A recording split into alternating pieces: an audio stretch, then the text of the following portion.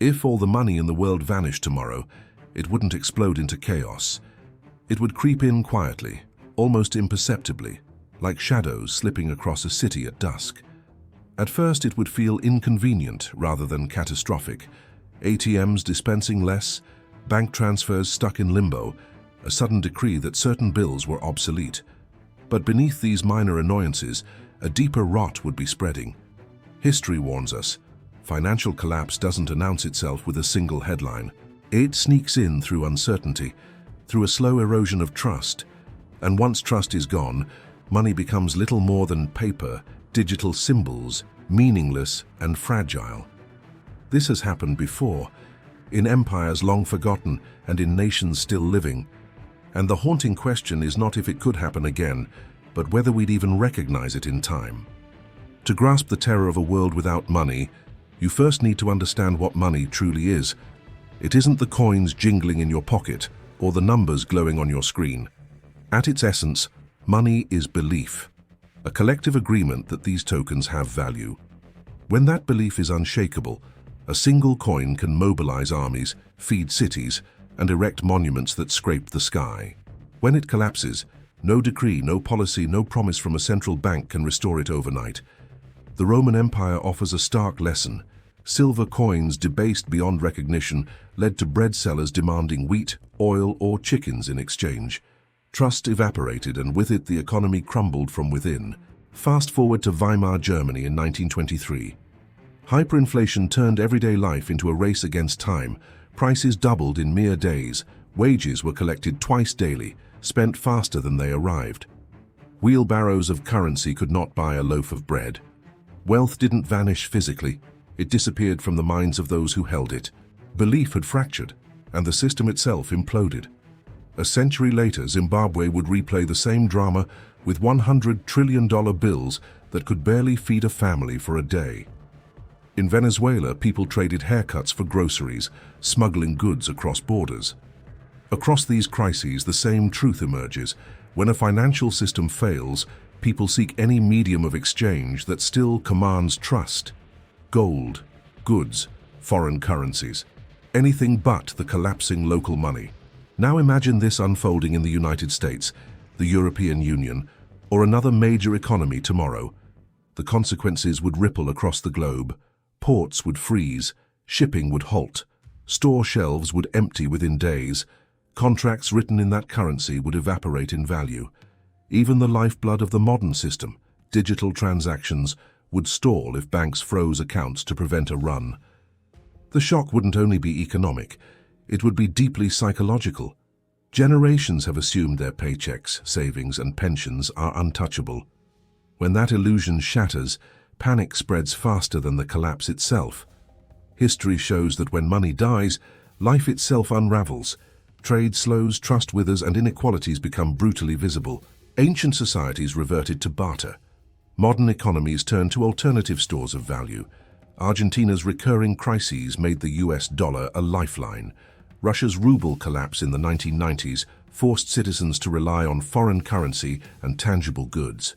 Today, some look to cryptocurrency as a potential escape hatch. But even digital assets have limits. They require electricity, internet, and functioning exchanges. In a global collapse, they are only a piece of a much larger puzzle.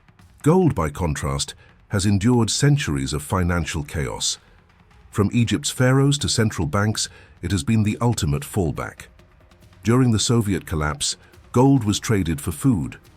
In the Great Depression, it preserved power when banks failed. But gold carries its own burdens, heavy, hard to transport, and often seized in desperate times. In the 1930s United States, citizens were legally forced to surrender their gold. History makes it clear, in a financial crisis, the rules can change overnight. Life immediately after a monetary collapse would be raw and chaotic. Supermarkets would face frenzied runs. Gas stations would ration or refuse the old currency. Communities would cobble together microeconomies, a mechanic fixing cars for food, a farmer exchanging produce for medicine. The black market wouldn't just supply contraband, but essentials like formula or batteries.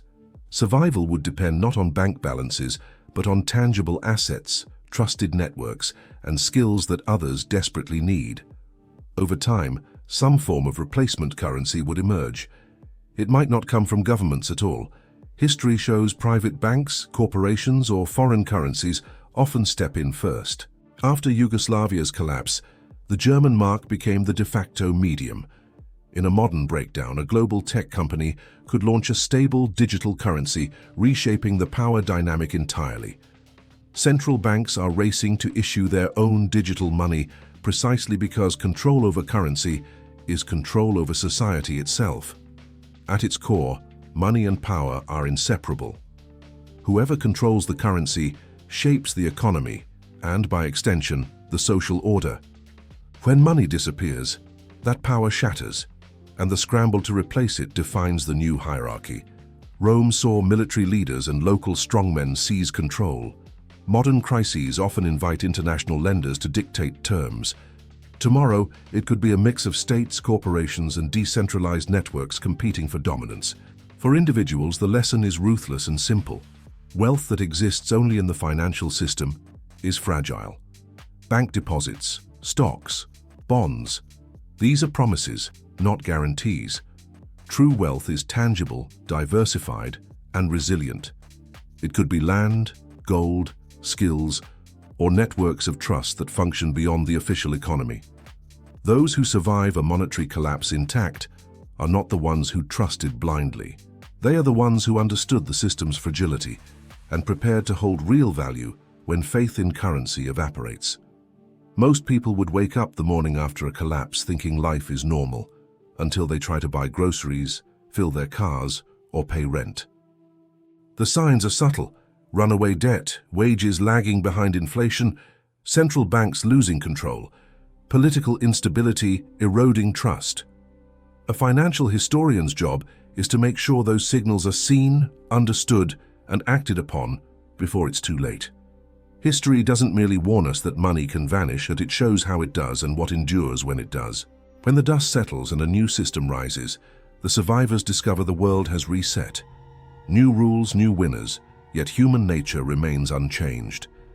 And perhaps the most unsettling truth of all is this: the numbers in your account mean nothing if belief in them dies. Wealth is only as real as the value others recognize. What would you hold in your hands if the world's currency became worthless tomorrow? Think about that. Build, trade, store, and diversify, because in the end, money is an idea, and when the idea dies, survival belongs to those who grasp what is truly valuable. If this reshaped your understanding of financial fragility, don't just watch and forget. Consider your own wealth, what can endure, what can survive, and what you truly depend on. Hit subscribe. The lessons of history are waiting.